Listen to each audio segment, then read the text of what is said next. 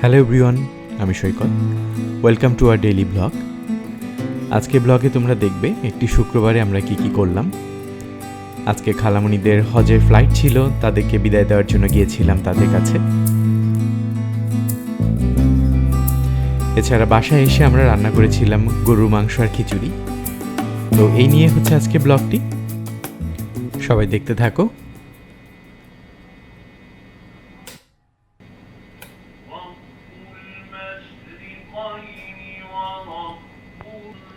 শুক্রবারের সকালটা আমরা মূলত শুরু করি কোরআন তেলাওয়াত দিয়ে।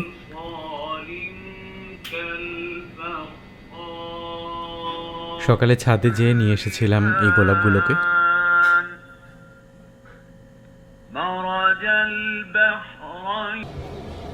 এখানে গরম পানি দিয়ে দিলাম নাস্তার জন্য। তো সকালে নাস্তা হিসেবে আমরা মূলত ওটসটাকেই প্রেফার করি, যেহেতু এটা বানানো খুব ইজি এবং খুব কম সময়ের মধ্যে তৈরি হয়ে যায়। কিছুটা ওটস, গুঁড়া দুধ আর গরম পানি দিলেই কিন্তু ওটসটা রেডি হয়ে যায়। মাঝে মধ্যে আমরা কিছু ড্রাই ফ্রুটসও দিই।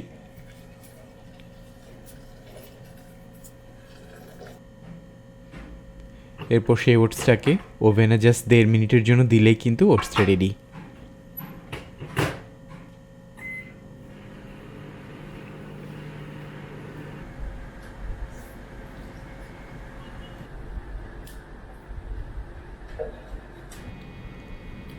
তো নাস্তা শেষ করে আমরা এখন চা নিয়ে বসলাম।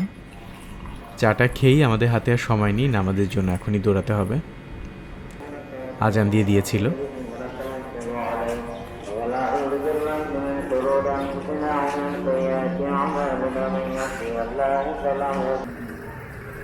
ونشهد أن لا إله إلا الله وأشهد أن محمدا عبده ورسوله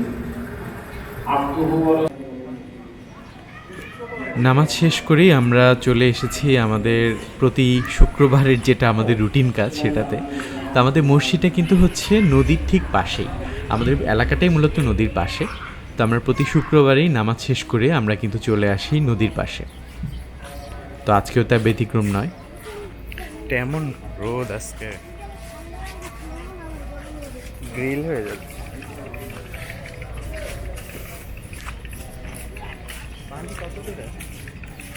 ওই যে একটা বড় শিপ যাচ্ছে, একদম পারফেক্ট টাইমিং। দেখো নিচে শাকসবজি সব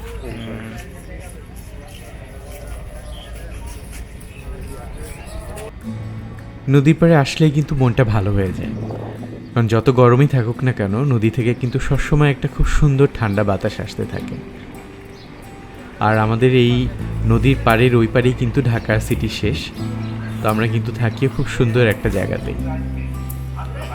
তো আমাদের হাতে আর সময় নেই। খালামণিদের ফ্লাইটটা আসলে আজকে রাত 12টার দিকে, ওদের যাওয়ার কথা ছিল বিকালে, কিন্তু ওদেরকে হঠাৎ করে হাজি ক্যাম্প থেকে ওদেরকে কল দিয়েছে যে ওদেরকে একটু আগে যেতে হবে। তো কেন যেতে হবে সেটা তোমাদেরকে বলছি। তো যাওয়ার সময়ই দেখলাম হাতের ঠিক ডান পাশে কিন্তু আবারও সেই গাড়ির লাইন। বাট আমাদের কিন্তু কোনো টেনশন নেই, আমরা কিন্তু যাচ্ছি ইলেকট্রিক স্কুটারে।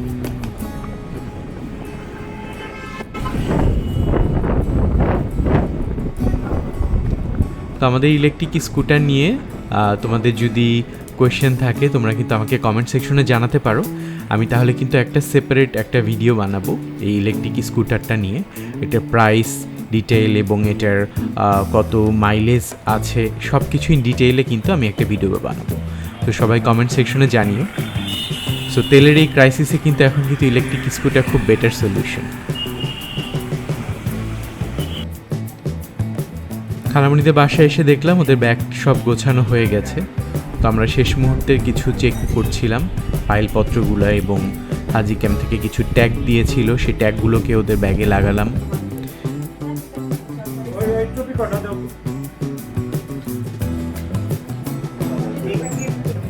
তো ওদের গাড়ি চলে আসছে নিচে।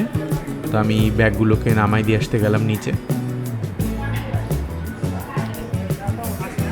এই গাড়িতে করে খালামণিরা যাবে হাজি ক্যাম্পে। তো যে কারণে খালামণিদেরকে আগে যেতে হলো সেটা হচ্ছে আজকে যেহেতু খালামণিদের প্রথম হজ ফ্লাইট ছিল, সো সেজন্য প্রধানমন্ত্রী আসবেন তাদের সাথে দেখা করার জন্য, সেজন্য হাজি ক্যাম্প থেকে তাদেরকে বলেছে একটু আগে যাওয়ার জন্য। তো চলে যাচ্ছে খালামণিরা, সবাই দোয়া করবেন আমার খালামণির জন্য।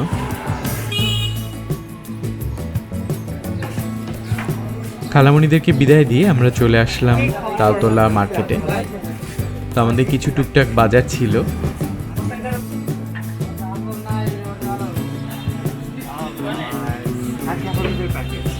তো নর্মালি আমরা যখনই খিলগাতে আসি আমরা তালতলা মার্কেট থেকে আমরা বাজার করার চেষ্টা করি। এখানে বেশ কিছু জিনিস অনেক সাশ্রয়ী মূল্যে পাওয়া যায়, সেজন্য আমরা আসি। আমরা চলে আসছি তরি তরকারি এবং মাছ মাংসের যে সেকশনটাতে সেখানে। তো তালতলা মার্কেটে যারা আসো তারা কিন্তু সবাই জানো তালতলা মার্কেটে কিন্তু খুব সুন্দর করে প্রত্যেকটা সেকশন আলাদা আলাদা ভাগ করে দেওয়া আছে। জামা কাপড়ের জন্য আলাদা সেকশন, তোমার হচ্ছে তরি তরকারির জন্য আলাদা সেকশন, গ্রোসারি আইটেমের জন্য কিন্তু সেপারেট সেকশন। দুপুর টাইম হওয়ার জন্য কিন্তু এখানে তেমন কোনো একটা মাছ ছিল না, তো আমরা তারপরও খুঁজছিলাম।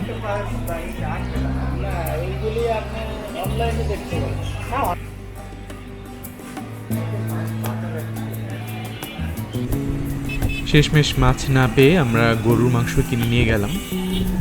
তো প্ল্যান হলো রাতে বেলা হচ্ছে আজকে গরুর মাংস এবং খিচুড়ি রান্না করব।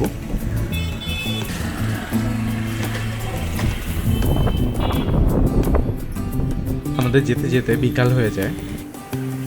হাতিঝিল দিয়ে আমরা যাচ্ছিলাম। আজকে শুক্রবার হওয়ার জন্য হাতিঝিলে কিন্তু অনেক লোকজন ছিল।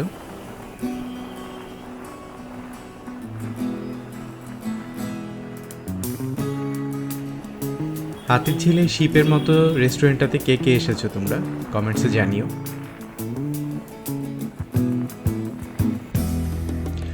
বাসায় এসে আমরা ছাদে চলে আসলাম সন্ধ্যা ঠিক আগ মুহূর্তে। তো আমাদের নদীটা দেখা যাচ্ছে ছাদ থেকে। আমরা আসার সময় কিছু নাস্তা নিয়ে এসেছিলাম আর সাথে চা বানিয়ে ছাদে আসলাম। এটা মূলত আমাদের প্রতিদিনের রুটিন বলা যায়।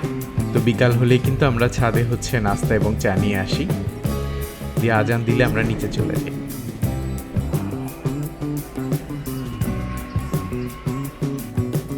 নিচে এসে আমি গরু মাংসের প্রিপারেশনটা শুরু করে দিই। নর্মালি আমি গরু মাংস পেঁয়াজ এবং সব মশলা দিয়ে একসাথে মাখায় তারপরে বসায় দিই, কিন্তু আজকে আমি রাঁধুনি গরু মাংসে মশলা ইউজ করব। সো সেজন্য গরু মাংসটাকে আদা বাটা, রসুন বাটা এবং সাথে যেই গুঁড়া মশলাগুলো লাগে সেগুলো দিয়ে মাখায় আধা ঘন্টার জন্য রেখে দিব। আমি একটু সরিষার তেল ইউজ করলাম যাতে ফ্লেভারটা ভালো আসে।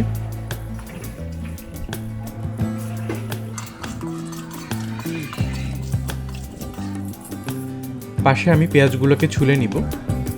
তো নর্মালি পেঁয়াজগুলো কিন্তু গরু মাংসে যখন মাখায় বসানো হয় তখন কিন্তু রাফ কাট করলেই হয়। আজকে যেহেতু আমি পেঁয়াজটাকে একটু ভালো করে ভেজে নিব, তো সেজন্য পেঁয়াজগুলোকে কিন্তু আমি আজকে বেরেস্তা যেরকম করে বেরেস্তা করার সময় যেরকম করে পেঁয়াজ কাটে সেরকম করে কেটে নিব, একটু চিকন চিকন করে। চেষ্টা করব যাতে সবগুলো পেঁয়াজের সাইজ সেম থাকে, তাতে ভাজাটাও সুন্দর মতো হবে।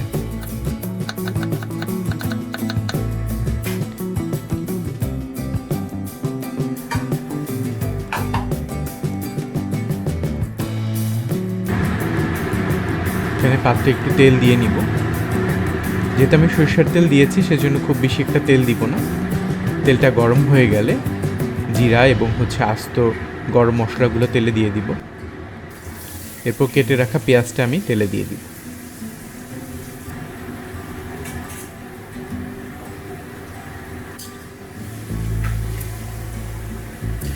পেঁয়াজগুলোকে আমি নেড়ে চেড়ে ব্রাউন করে নিব। তো দেখতে পাচ্ছ পেঁয়াজগুলো একদম সুন্দর গোল্ডেন ব্রাউন হয়ে গেছে। এই অবস্থাতে আমি হচ্ছে মেরিনেট করে রাখা গরু মাংসটার মধ্যে দিয়ে দিব। এখন কিন্তু চুলার আঁচটা হচ্ছে মিডিয়াম রাখতে হবে, খুব বেশি বাড়িয়ে দিলে কিন্তু হচ্ছে পুড়ে যেতে পারে।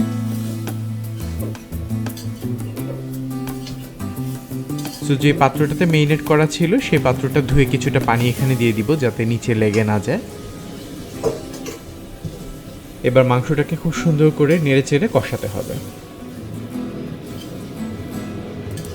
এই প্রসেসে মাংসটা করলে কিন্তু কালারটা খুব সুন্দর আসে। তো আমার মাংস থেকে অলরেডি পানি ছেড়ে দিয়েছে, তো আমি এখন একটু ঢেকে দিব। মাংসর তেল উঠে গেছে, তো আমার মাংস কষানো শেষ। তো আমি এখন কিছুটা গরম পানি করে সেই গরম পানিটা মাংসে দিয়ে দিব, যাতে সিদ্ধটা ঠিক মতো হয়। আমার মাংস অলমোস্ট সিদ্ধ হয়ে গেছে। এই অবস্থাতে কিন্তু লবণটা চেক করে দেখা যায়। আমি কিছুটা কাঁচামরিচ এর মধ্যে ছিটায় দিব, ছিটায় দিয়ে ঢেকে দিব।